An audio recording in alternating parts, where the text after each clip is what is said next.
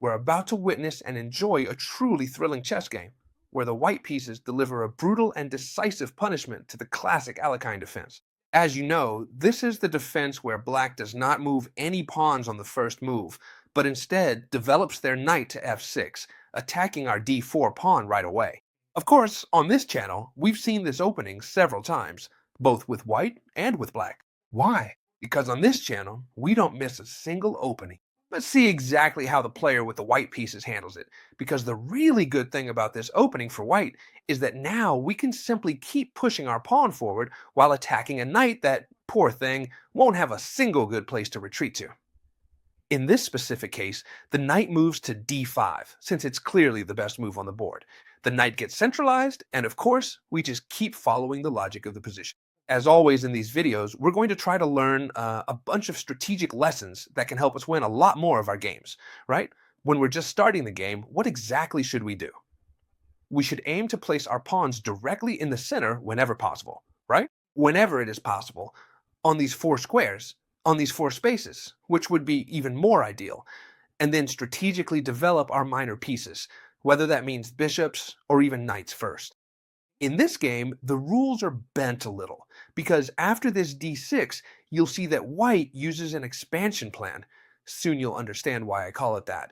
And they don't immediately develop their minor pieces. First of all, we find ourselves in a bit of a standoff here. What does a standoff mean? Even though you can't see it very well because the knight is right in front, you see, these two pawns are threatening each other, and we should always evaluate what's happening in this standoff, and if anything happens to us if they capture us. In this case, does anything happen to us if they capture? No, we would simply recapture. So let's continue with our expansion. c4 threatens the knight, a knight that has fewer and fewer squares to retreat to. The knight moves to b6, and I'm sure that some of you, especially those who aren't so familiar with chess games, are thinking about playing c5, for example. That would be a very bad idea. Why? Because no matter how much we're attacking the knight, at some point the knight will be able to jump back to this square here, and then no one will be able to attack it effectively, right? Let's say there isn't any pawn that can attack it without any problem, so continuing to attack it further would just be a waste of time. Pay close attention to the move the player with the white pieces made here, because that's what makes this game so interesting. f4. Do you see what he's doing with the pawns? Pushing the pawns this far is very dangerous. You should only do it if you know the line exactly. Why? Because, as you can see, when we push the pawns, it's like moving all the defenders forward in soccer. What happens then? It's easier for them to score a goal on us, you see? There's a significant amount of open space here, making it quite easy for the black pieces to launch an attack. So we have to be extremely cautious and vigilant. Pawn takes pawn, and of course, we recapture with the f-pawn toward the center, because that way we'll have two strong pawns in the center instead of just one. Isn't that right? And now the black pieces play c5, immediately attacking the d4 square.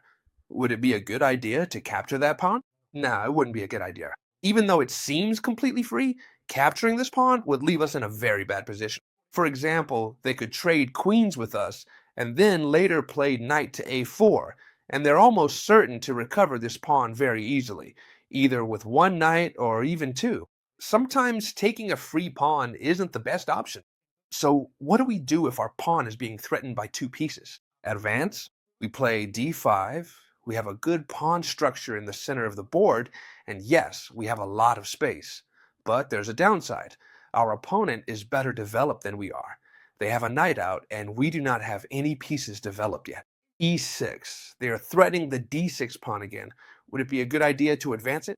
No, now it wouldn't be a good idea to advance it. Do you know why? Because, as I was saying, black could attack us very easily. For example, queen to h4 here would already be a very strong move, and stopping it with g3 would be even worse, because then queen to e4 comes and we would lose the rook. Do you see it? So it wouldn't be a good idea to push that pawn on the b file too far. What should we do then?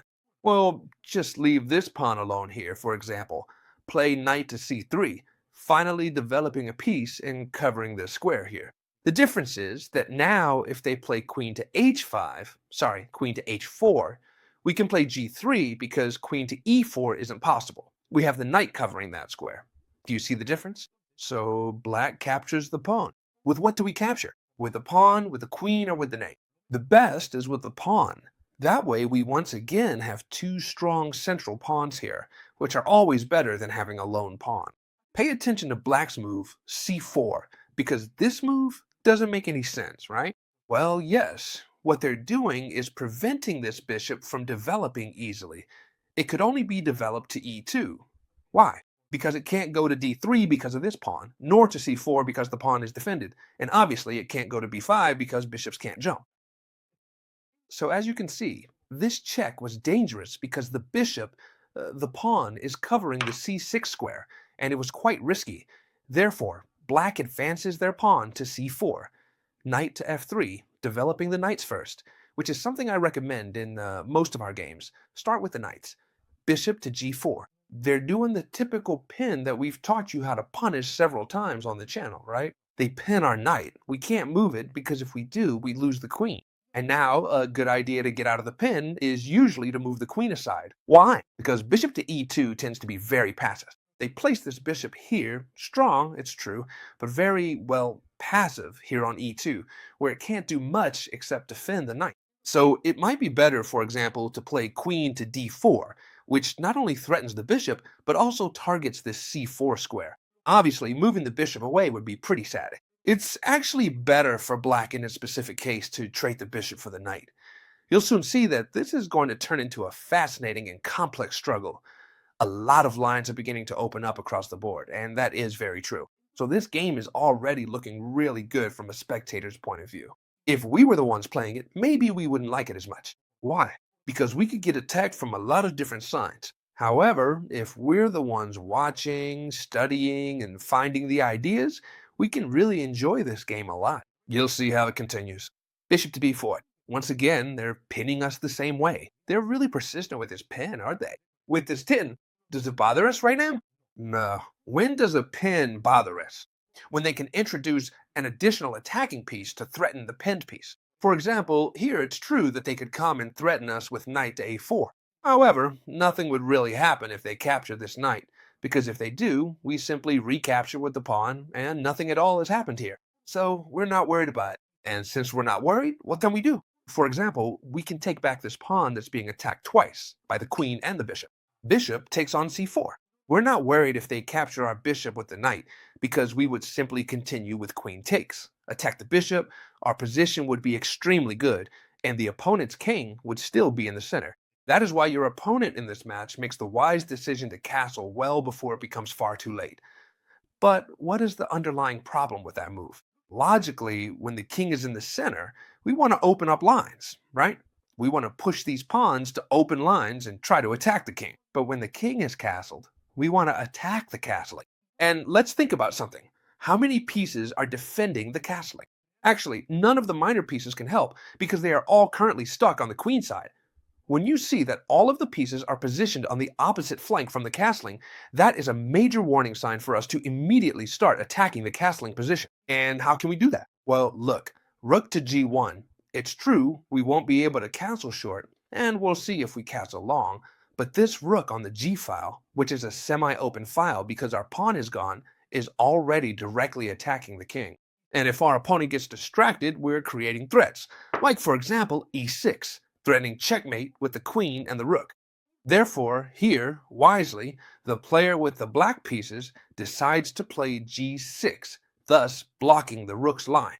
The problem with the move g6, the problem with putting all the pawns from the castling on the same color, is that the squares of the opposite color become extremely weak. For example, the dark squares can be easily exploited with the bishop, and they will be precisely what leads to the final collapse of the position for the black pieces. You're about to see how to take advantage of this, because it's a true masterpiece. Taking advantage of the fact that the rook is supporting the g5 square, white plays bishop to g5, threatening the queen.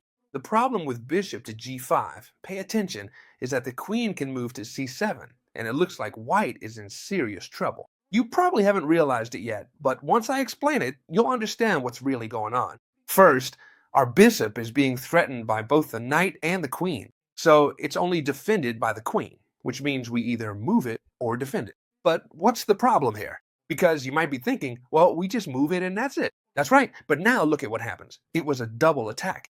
The first attack was on the bishop, and the second, it attacks the queen and then the rook. In other words, here a rook is going to be lost no matter what. And that's exactly what happened in the game. The player with the white pieces let it happen on purpose. The queen moves to f4 because they don't care about the rook. They want to go for the king. And even though black captures the rook, white still has a very strong position. Careful, it's still not that easy to win this. I'm sure many of you are thinking, just put the queen on f6 and then the bishop here, and this wins by itself. Now, this doesn't win because black would simply play knight to d7. The queen would have to move, everything is well defended, and we'd be down a rook. So it's not that easy to win this. Pay attention to the maneuver the player with the white pieces used. First, he put pressure with d6 on the opponent's queen. In this specific situation, the queen decided to simply retreat back to c8, attempting to sneak her way in through the white squares. Now, the player with the white pieces had two options. Either attack this bishop with king to e2, uncovering the rook, or go for a long castle and directly attack the bishop. The second option, castling long, was much better. However, white played king to e2, which has a big problem.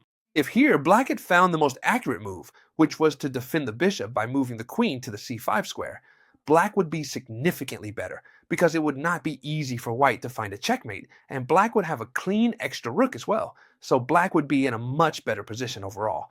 What happened in the game? Thanks to the fact that the player with the black pieces made a crucial mistake and moved this bishop back so it wouldn't be captured, this game went down in history, and it's a truly magnificent and beautiful game.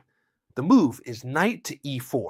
The knight joins in, attacking the bishop, but not only attacking the bishop.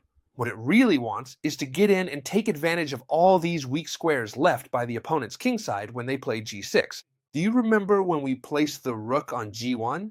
Knight b to 7. Well, knight 8 to 7, because both are on b. And now many of you might be thinking, so what now? Because the knight covers this square. For example, it could come in through here. That wouldn't be a bad idea, but maybe it's better when we have an attacking position, and especially when we're down material, to try to bring all our pieces into the fight. Which piece isn't fighting? The rook. So rook to c1 pins the bishop, which is being attacked twice. Black plays queen to c6 to try to escape with queen to b5 check. And here, pay attention to the brilliant move the player with the white pieces used, because it truly is wonderful. Rook takes bishop, sacrificing the rook. It can't be captured by the queen because we were taken. It has to be taken with the knight, and when the knight captures again, what we've done is divert the opponent's pieces toward the queen side. So it wasn't necessary to focus only on the king side, but also to attack a bit on the queen side to draw pieces over there. And now, once the queen side is out of position, we can sneak our pieces in to go after the king. Knight to f3 check, king to h8, queen to h4, threatening checkmate. First, before stopping it, this move, queen to b5 check, is played. The king has to go somewhere safe, for example to e3, where the only possible check would be queen to d3. And you can see for yourselves that the king escapes very easily and wouldn't have any kind of problem. For example, continuing with queen to d3, king to f2, and the king would escape without any problem. Therefore, there are no interesting checks here in this position. Checkmate is being threatened. The only way to stop it is h5. And here, there's only one way to win the game. Out of all the possible moves, there's only one that allows us to win the game, and that's to keep attacking without giving our opponent time to defend. And what is that move? Knight takes h5. Yes, sacrificing the knight. Obviously, this knight can't be defended, because then pawn takes, queen takes with check, the king would have to move, and then, taking advantage of the bishop's pin on the f7 square, the queen would slip into g6, taking advantage of the pin, and this would be mate in the next few moves without any problem. Therefore, logically, this knight can't be captured. So how does the game continue? Well, here they could try to give these checks, and exactly the same thing would happen. The king would escape, there would be no more checks, and mate would be inevitable. So here, in desperation, black decided to sacrifice their queen for the bishop, taking advantage of their material advantage. They gave back material by capturing this bishop in order to enter with checks on the defense. Two knights are covering very well, but with the move king to d4, both are threatened at the same time. Therefore, one of them is going to be lost. Knight to e6 check, king takes on d5.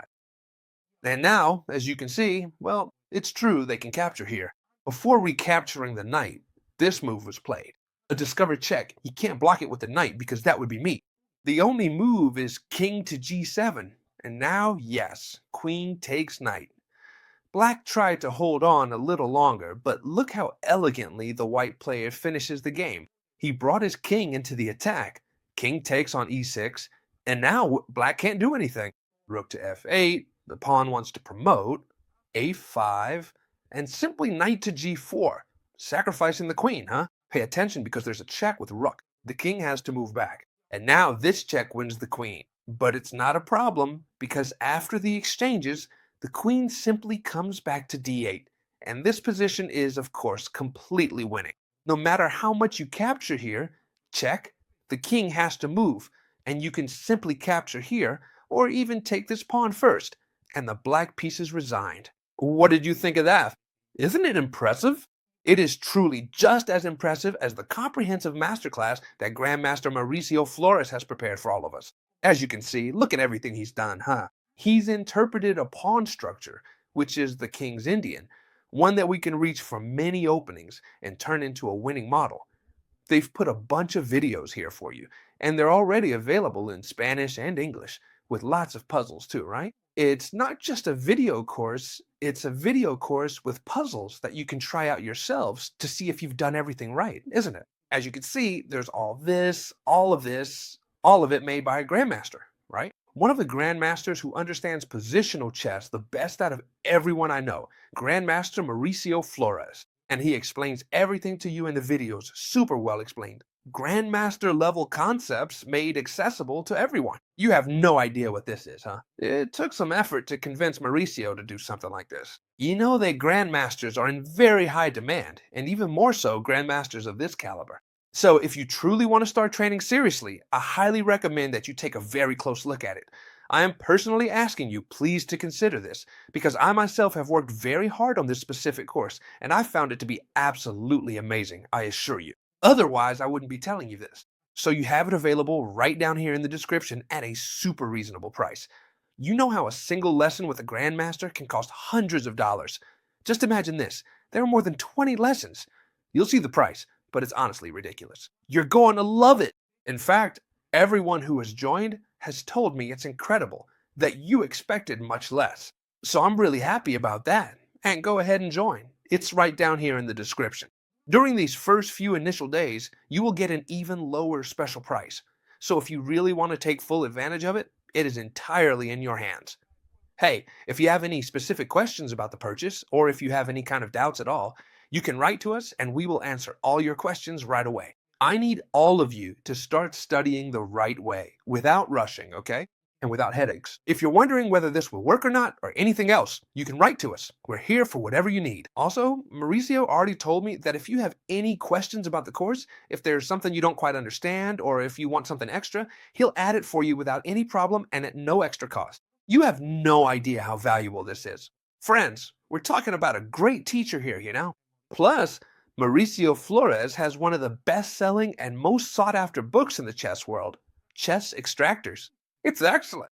So I hope you really enjoyed this video. Please, if you haven't joined the masterclass yet, do it before the price goes up, because I promise you're going to love it. Otherwise, I wouldn't be insisting so much. And we'll see each other tomorrow, as always, in the next video, friends. Goodbye.